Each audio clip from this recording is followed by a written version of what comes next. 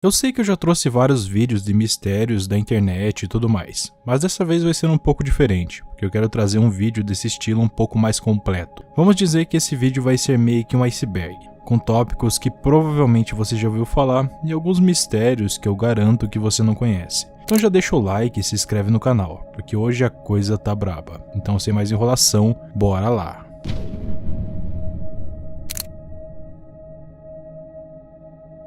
O incidente de Max Redrum aconteceu próximo das 21 horas do dia 22 de novembro de 1987. As famílias em Chicago estavam sintonizadas no canal HGN-TV para assistir ao noticiário das 21 horas e ouvir os comentários de um popular comentarista esportivo local, Dan Rowan, sobre um jogo específico, quando de repente a tela escureceu.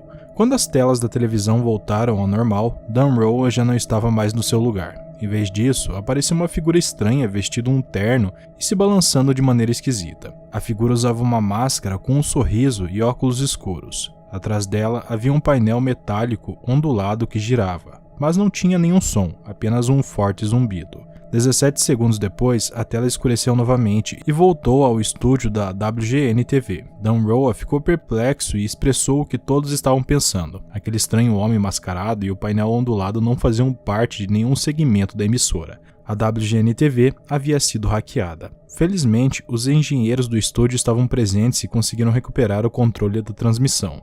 No entanto, ninguém conseguiu impedir quando o incidente ocorreu novamente mais tarde. Apenas 2 horas depois, outra estação, a WTTW, foi invadida enquanto transmitia um episódio da série Doctor Who. E de novo, a figura mascarada apareceu na tela, mas dessa vez foi possível ouvir esse mesmo ser falando sobre temas sem relação entre si, incluindo comerciais do Max Redrum para a New Coke, a série de TV Clutch Cargo e um programa noturno do canal Cinemax, tudo isso enquanto agia de forma esquisita. Sem ninguém para interromper a transmissão, ele continuou. Finalmente, o invasor encerrou a transmissão após 88 segundos.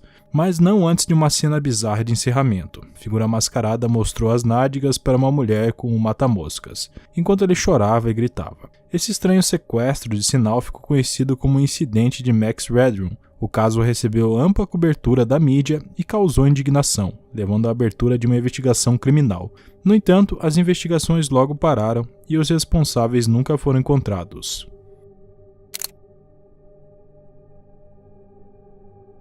Já se passaram quase 60 anos desde a morte de Walt Disney, o homem por trás do lugar mais feliz do mundo. Mas os rumores sobre ele nunca pararam de fato. O rumor mais popular diz que Walt Disney foi criogenicamente congelado para ser ressuscitado quando a ciência avançasse o suficiente. Em algumas versões, apenas sua cabeça foi preservada, em outras todo o seu corpo. Enquanto alguns acreditam que ele está guardado em um local não revelado, outros dizem saber exatamente onde ele se encontra, sobre a atração Piratas do Caribe, na Disneyland de Anaheim, Califórnia. No entanto, há relatos de que as cinzas de Walt Disney estão enterradas em um pequeno jardim privado no Forest Lawn Memorial Park, em Glendale, na Califórnia. Então, de onde surgiram essas histórias? Em 1964, Robert Ettinger publicou um livro chamado The Prospect of Immortality, um livro sobre preservação criogênica. Foi a primeira vez que o conceito de conversar e reanimar corpos veio à tona, capturando a imaginação do público. 2 anos depois, um animador faleceu devido a complicações relacionadas a uma cirurgia de câncer de pulmão. 2 livros ajudaram a transformar esse rumor em algo que muitos consideravam um fato. O Disney World, de 1986, de Leonard Mosley, e o Walt Disney, Hollywood Dark Prince, de 1993, de Mark Elliott. Essas biografias afirmavam que o Walt Disney era fascinado por criogenia. O livro de Elliott até assegurava que o Walt discutiu o assunto com sua família e que se tornou obcecado pela ideia após ser diagnosticado com câncer de pulmão. À medida que sua saúde piorava rapidamente, a história parecia fazer sentido de uma maneira peculiar. No entanto, seus familiares diretos negaram ter tido qualquer conversa sobre criogenia com ele. Eles também afirmaram que não houve tempo para ele se tornar obcecado com o assunto porque apenas 32 dias após o diagnóstico de câncer, Walt Disney faleceu. Mas a verdade tende a receber menos atenção do que os rumores, que continuaram a se espalhar. Além disso, não ajudou o fato de Walt Disney odiar funerais e que o seu tenha sido restrito apenas à família, deixando espaço para especulações sobre se havia algo a esconder em relação a isso.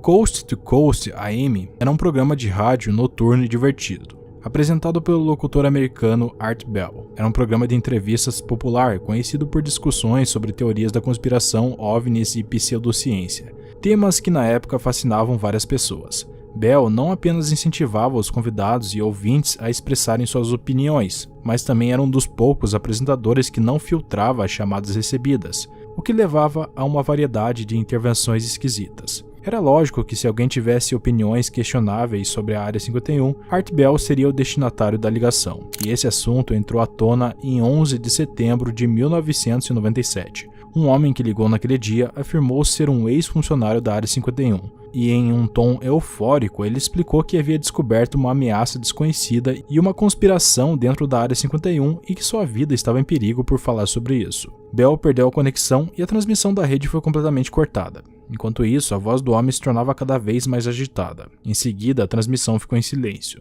20 minutos depois, Bell voltou ao ar, confuso. Então será que haviam capturado aquele homem misterioso? Não tinha como saber. 7 meses depois, o caso tomou um rumo inesperado. Bell recebeu outra ligação de um homem chamado Brian. Dessa vez, o tom era calmo e ele trouxe uma confissão. A ligação anterior havia sido uma brincadeira. Mas isso apenas gerou mais perguntas do que respostas. Era realmente o mesmo homem? Poderia ter sido qualquer pessoa simplesmente ligando e dizendo ser ele, exceto pelo fato de que sua voz era exatamente igual à do cara anterior que tinha ligado. Embora ninguém tivesse certeza absoluta de que a primeira ligação não tinha sido fake, a interrupção da transmissão no meio da chamada foi perturbadora o suficiente para fazer parecer real. Seja como for, esse mistério sombrio continua a intrigar muitas pessoas até hoje. Quando você ouve a palavra fazenda, provavelmente você pensa em animais e um fazendeiro de macacão. O que você não imagina é uma fazenda secreta e misteriosa com uma zona de exclusão aérea. Tudo o que se sabe sobre a JCM Farming vem de que eles mesmos publicaram em sua wiki. É uma empresa privada que opera uma fazenda de oliveiras de 80 acres no Vale da Coachella, Califórnia. A propriedade é cercada por um muro de 24 pés de altura e 14 pés de espessura. Se alguém conseguisse passar pelo muro, do outro lado haveria uma espécie de fosso parcial, cães de guarda e seguranças armados. Mas acontece que ninguém viu nada disso pessoalmente. Isso significa que a JC Farm leva a sério a ideia de manter pessoas fora da sua propriedade. Nem mesmo aqueles que estão no ar se livram desse problema. Em 2009, eles processaram 15 empresas de balão por voarem muito baixo sobre suas instalações de alta segurança. Embora a Administração Federal de Aviação tenha determinado que os balões não violavam as leis da aviação, a JCM também ameaçou processar qualquer pessoa próxima que permitisse o pouco de balões em sua propriedade. Mais de uma dúzia de empresas de balão fecharam ou receberam ordens judiciais proibindo voos na área. O resultado foi que uma região que antes era uma grande atração turística para voos de balão, deixou de operar por conta da fazenda. A JCM Farming chegou até a processar um serviço do governo por voar muito baixo sobre seus muros. O desespero da JCM Farming em manter as pessoas afastadas, ou pelo menos atrás de um muro de 14 pés de espessura, só aumentou a curiosidade sobre o que acontece lá dentro. Alguns associaram a empresa à CIA, circulam rumores de que pode ser um retiro privado para pessoas de alto poder aquisitivo, ou que esse local pode estar envolvido em algo ilegal, algo no estilo Jeffrey Epstein ou Diddy. Outros acreditam que eles são apenas ricos e um pouco excêntricos. Seja o que for, a JCM Farm mantém absoluto silêncio, e tudo o que podemos fazer é especular e criar teorias do que acontece lá. Esse caso aqui eu já trouxe aqui no canal relacionado a fotos misteriosas, mas também entra como um dos mistérios famosos da internet. Então eu acho válido colocar ele aqui nesse vídeo de uma forma resumida. O ano é 1964, e como você deve imaginar, nesse ano ainda não existe celular. As fotos eram tiradas em rolos de filme, e você tinha que torcer para que saíssem boas após a revelação. Mas quando o fotógrafo amador inglês Jim Templeton revelou as 3 fotos que havia tirado de sua filha de 5 anos durante um passeio no pântano, ele ficou sabendo que havia uma figura misteriosa no fundo de uma das imagens, e parecia um homem com um traje espacial. Claro que Tim ficou surpreso, né? Além da sua esposa e suas 2 filhas, não havia mais ninguém no pântano quando ele tirou as fotos. Então isso aumentou ainda mais o mistério, e a imagem chegou ao jornal local. Muitos acreditaram que era uma montagem, até que a Kodak verificou a câmera de Templeton e comprovou que a foto era real. Quem quer que estivesse atrás da sua filha era real. A figura misteriosa foi apelidada de o astronauta de Solway Fitch.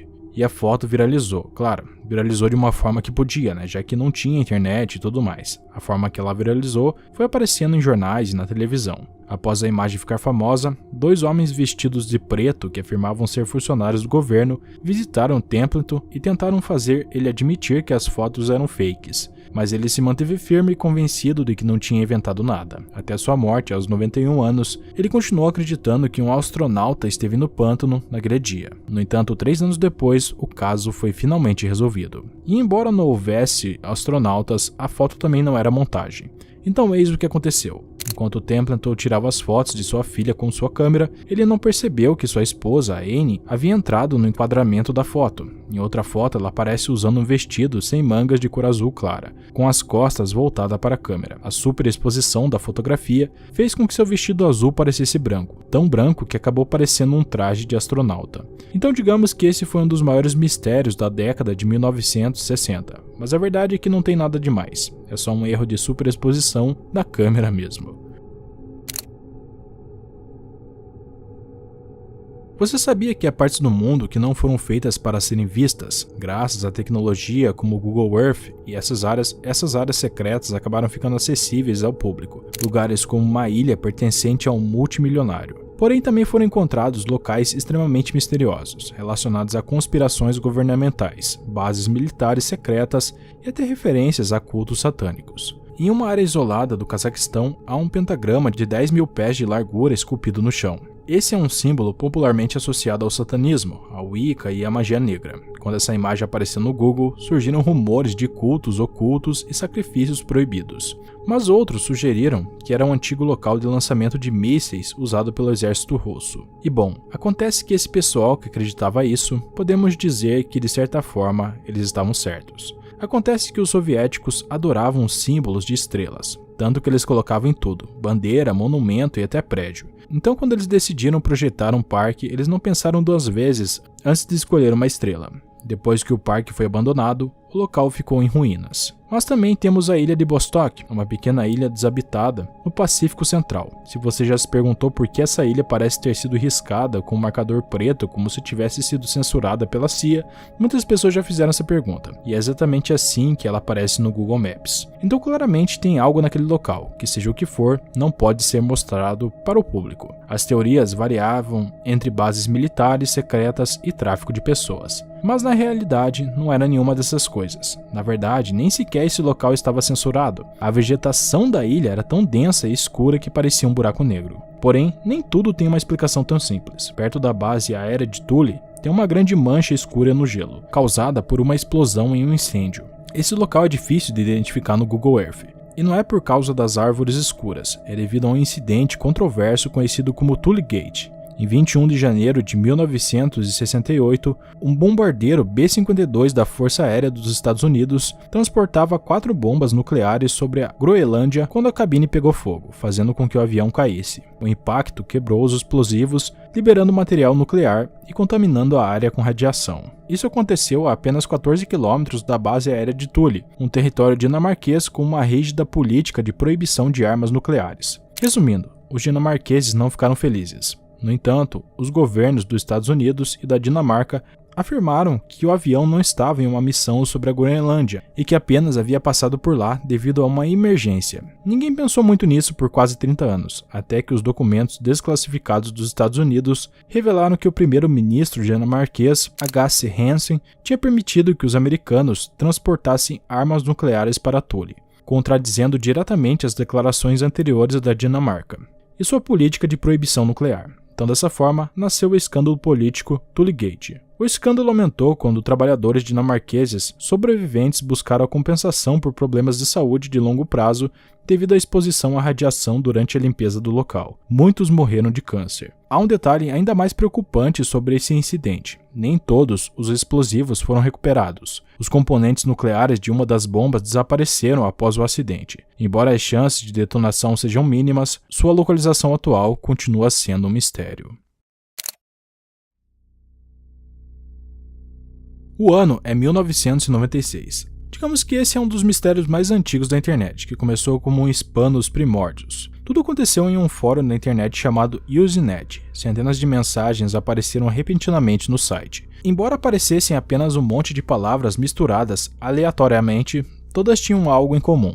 Em algum lugar do título ou algo semelhante apareciam essas palavras que vocês estão vendo na tela. Às vezes, essas palavras apareciam juntas, outras vezes apareciam em diferentes partes do texto. Alguns programadores e outros especialistas que frequentavam a Usenet, em teoria, era o grupo ideal para decifrar e descobrir o significado dessas palavras. Mas mesmo eles ficaram sem saber o significado. Com o tempo, o mistério foi resolvido, até que em 2006, um artigo sobre o tema surgiu na Wikipédia. No entanto, ele foi removido pouco tempo depois. Então o pessoal da internet começou a investigar sobre esse assunto. Mas nos arquivos públicos da Usenet, armazenados pelo Google, restava apenas uma das centenas de mensagens originais.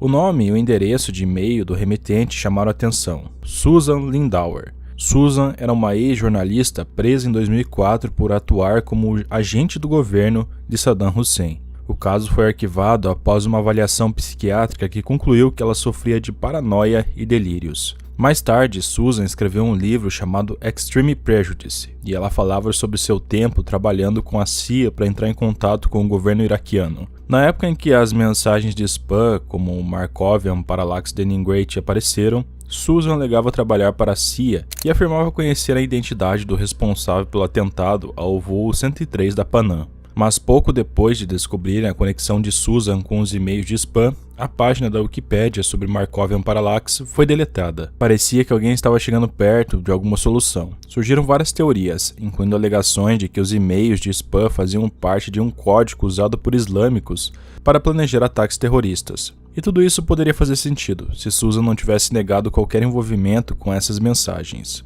E se há algo que dificilmente ela faria é fingir que estava envolvida. Em relação à exclusão da página da Wikipédia, isso aconteceu devido à falta de fontes confiáveis, e não porque alguém estava tentando esconder algo.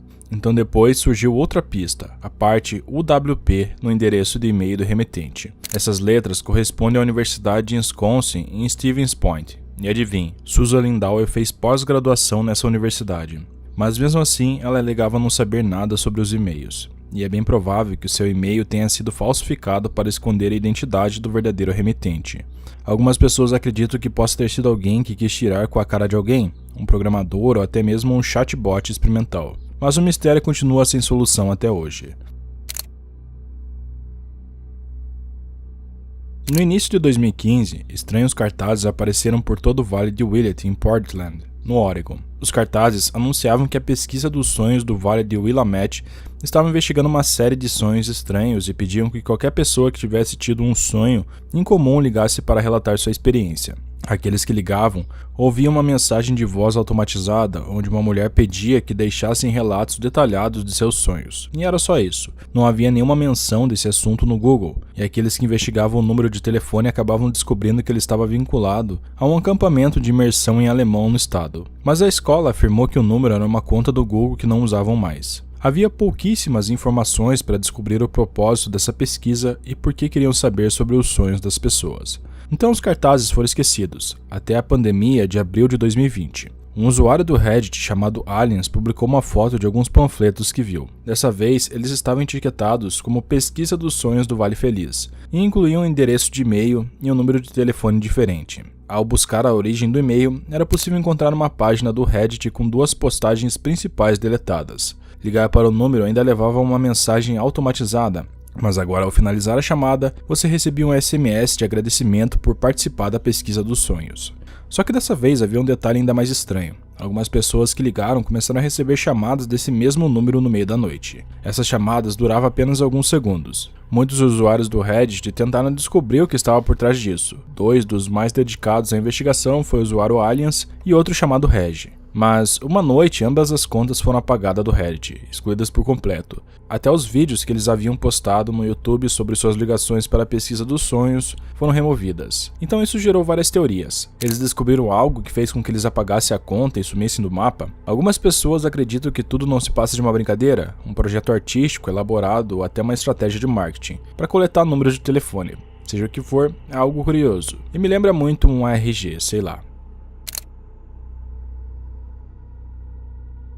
Gabriela Rico Jimenez era uma modelo mexicana bem conhecida de 23 anos que já havia aparecido em várias capas de revistas de moda conceituada, como a Vogue e outras bem famosas. Ela também era conhecida por sua dedicação ao trabalho humanitário, colaborando com organizações como a Unicef para criar consciência sobre temas sociais. Durante sua carreira de uma década, ela desfilou nas passarelas dos designers mais importantes do mundo e ela se encontrava a caminho de se tornar uma supermodelo quando ela desapareceu misteriosamente. A última vez que ela foi vista foi em 2009, do lado de fora de um hotel de luxo em Monterrey, no México. Naquele dia estava tendo uma festa dentro do hotel, quando Gabriela apareceu repetidamente nessa festa. E longe de parecer uma modelo nesse dia, ela vestia uma camiseta rasgada. O que preocupou ainda mais foi que ela implorava por liberdade, enquanto dizia coisas que sugeriam que ela conhecia pessoas que haviam sido silenciadas, como Juan Camilo Moreno Terraço, um político mexicano que havia morrido meses antes em um estranho acidente aéreo. Um oficial da polícia chegou ao local, o que só aumentou a agitação.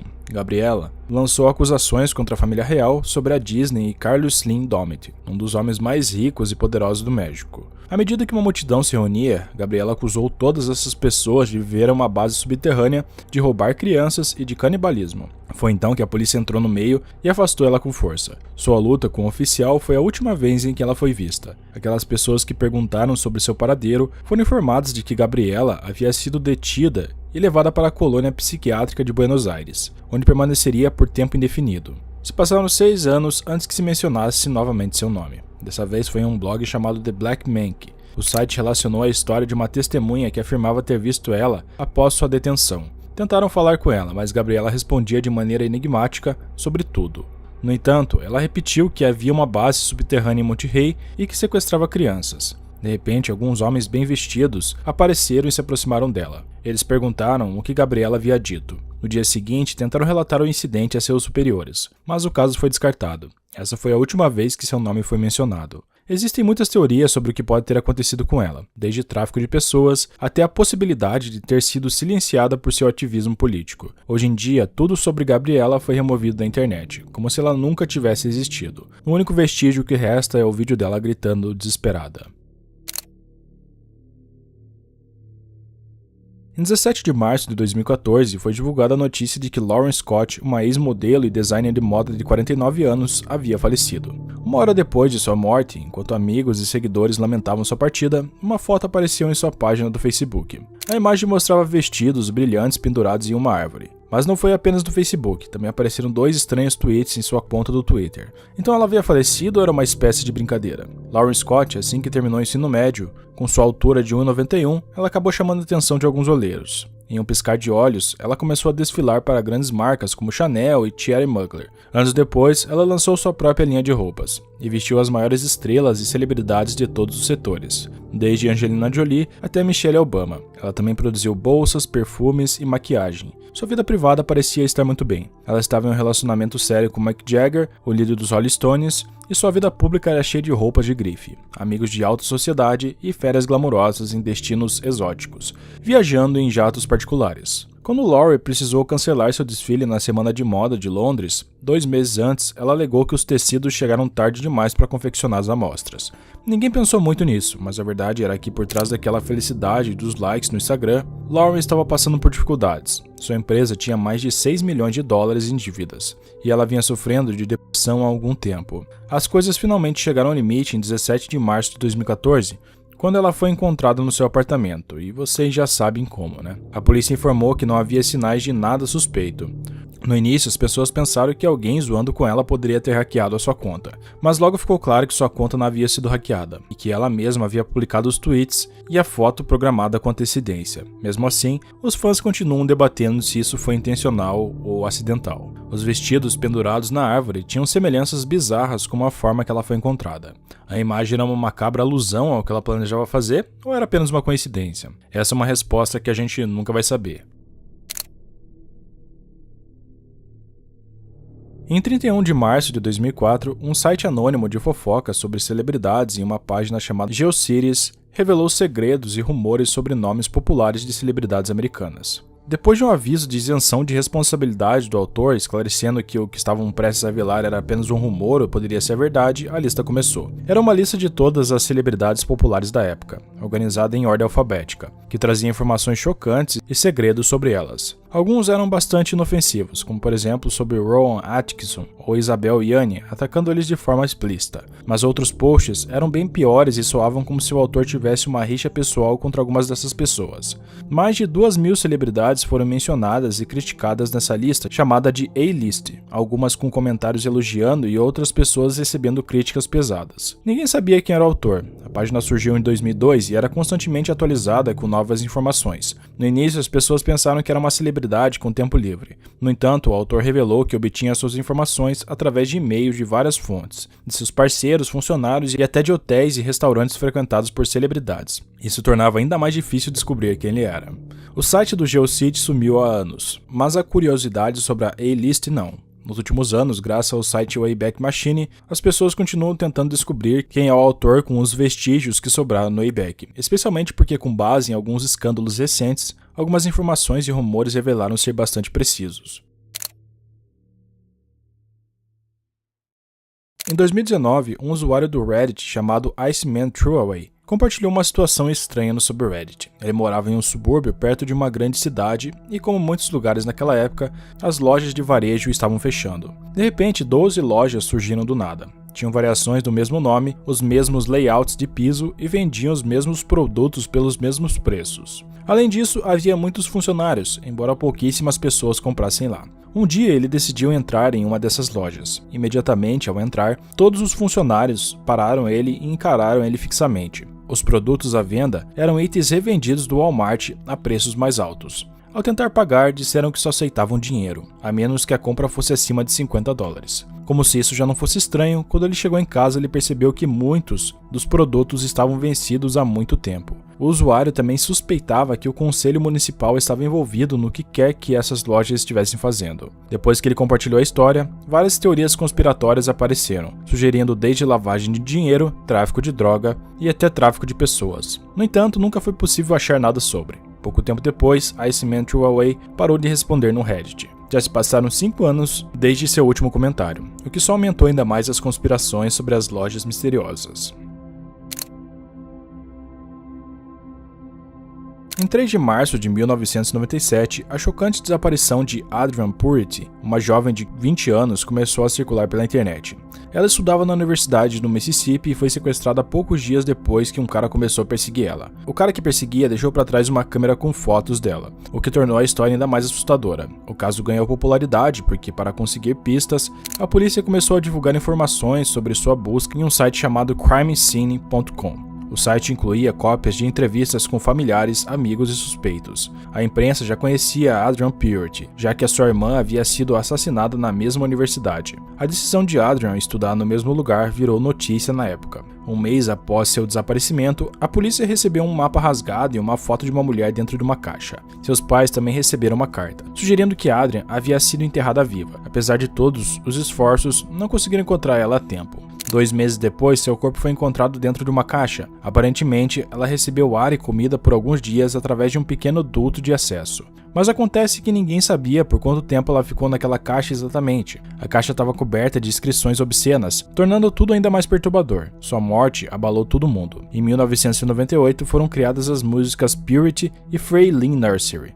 usando os áudios que foram publicados no site do crime. Foi então que a banda responsável por ter criado essas músicas foi processada pelo site, o mesmo que havia publicado a história de Purity por violação de direitos autorais. Então foi assim que muitas pessoas descobriram que toda a história era inventada. Não havia nenhuma garota na caixa e nenhuma Purity. O site Crime Scene não era uma forma da polícia de obter pistas sobre crimes, mas sim uma espécie de jogo online que incentivava os leitores a resolver o mistério de assassinato fictício. Mas a internet em 1997 não era como hoje. Por conta disso, era fácil acreditar nessa história, e muitos acreditaram, incluindo até o Slipknot. E para evitar um processo, a banda removeu as 2 músicas do álbum. Purity foi posteriormente lançada em outro álbum, mas Frayline Nursery, um sample de áudio do site, nunca foi relançado.